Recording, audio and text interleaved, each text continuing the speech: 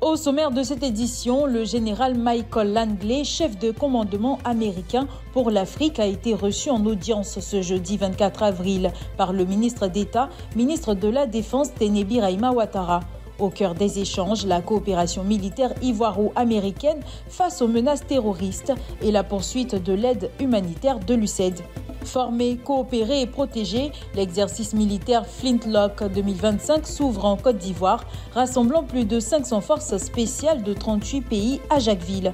Organisé par l'Africom, cet entraînement renforce la lutte antiterroriste et les partenariats sécuritaires régionaux. Et à Cadé, dans le département de Guiglo, femmes et jeunes s'engagent pour la résilience climatique à travers le projet d'investissement forestier PIF2. Cette initiative d'agroforesterie participative portée par les communautés locales mise sur l'autonomisation et la durabilité environnementale. Bienvenue dans le 7 minutes.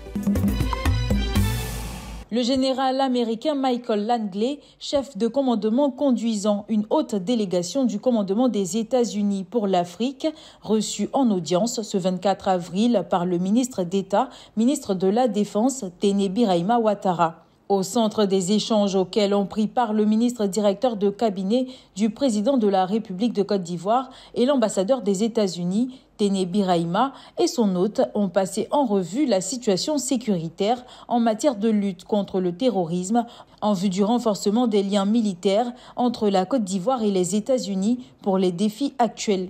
En second lieu, le plaidoyer du ministre d'État, ministre de la Défense pour la poursuite de l'aide USAID en soutien aux populations vulnérables dans le pays.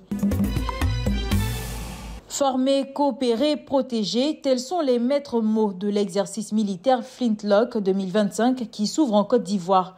Axé sur la lutte contre le terrorisme et la professionnalisation des forces armées, l'exercice Flintlock se déroule du 24 avril au 14 mai à Jacquesville avec la participation de plus de 500 forces spéciales issues de 38 pays. Grâce à la planification conjointe, au partage de renseignements et à la synchronisation des opérations, Flintlock 2025 contribue à développer un réseau de sécurité régionale plus résilient et plus réactif. Pour faire face à la menace. Nous travaillons ensemble, au-delà des frontières, au-delà des divisions interagences, au-delà des distinctions et les services et les forces, et au-delà des frontières nationales et régionales pour affronter ces menaces.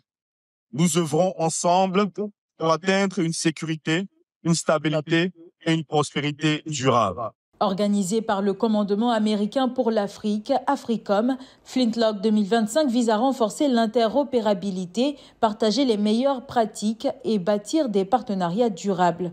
Cette nouvelle édition s'inscrit dans la continuité des précédentes, tout en s'adaptant aux évolutions du contexte sécuritaire. Les objectifs restent inchangés et intègrent pleinement la réalité manifeste du Nexus sécurité-défense. Chers frères d'armes, venus de divers horizons, unis par la volonté commune de défendre la paix, la sécurité et la stabilité mondiale, votre participation active est le gage du succès de Flintlock et un témoignage vivant de la solidarité opérationnelle. Le choix de la Côte d'Ivoire, salué pour son leadership sécuritaire, illustre la confiance de la communauté internationale. À travers cette collaboration, l'armée ivoirienne consolide son rôle de force motrice dans les opérations militaires sous-régionales.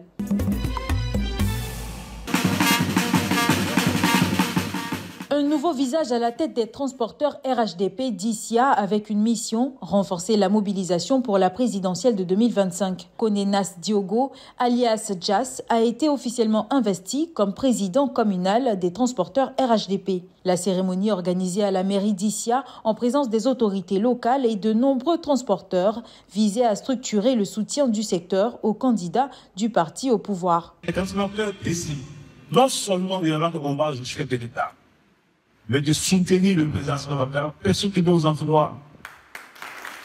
Parce que vous ne le soutenez pas dans le vide.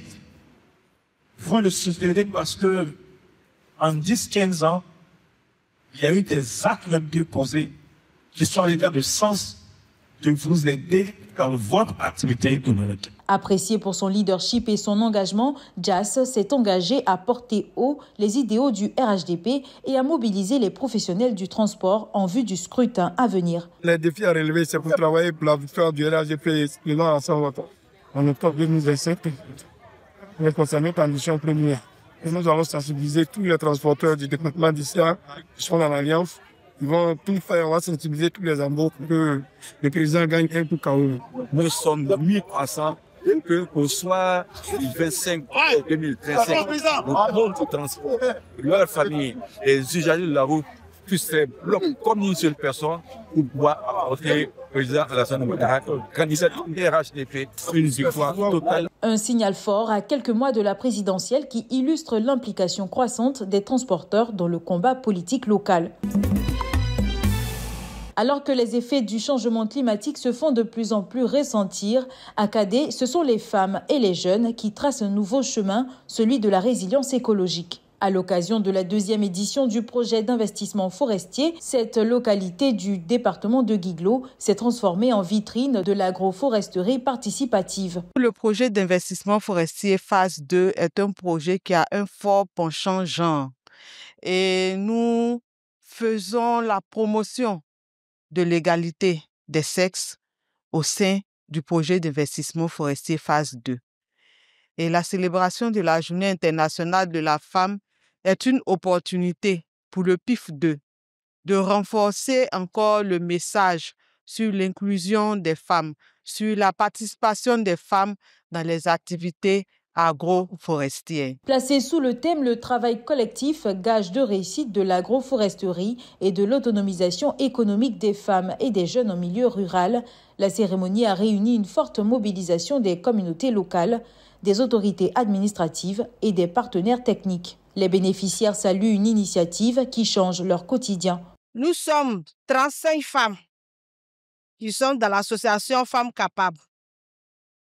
Donc, en tout cas, aujourd'hui, je suis très contente d'avoir un projet tous les matins à aller sur mon site pour travailler.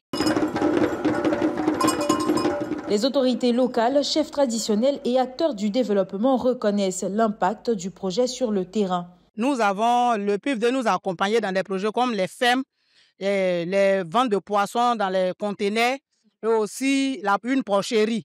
C'est en fonction de ça, ils nous ont aidés et c'est ce que nous, les femmes de Kadé, vraiment nous tenons à leur dire merci pour l'aide qu'ils nous ont apportée. Pour ne pas rentrer dans les parcs réserves, nous avons des bas-fonds où nous faisons le riz, où nous faisons nos vivriers, les aubergines, le piment, le gombo que nous faisons dans les bas-fonds pour ne pas agresser la forêt. Le lieutenant-colonel Bailly Justine, épouse Umbra de l'assaut des forts, appelle à pérenniser cette dynamique. À Kadé, femmes et jeunes ne sont plus des spectateurs, ils sont désormais les racines d'un avenir plus vert. C'est la fin de cette édition, merci de l'avoir suivi. L'information continue sur cette info et sur cetteinfo.ci.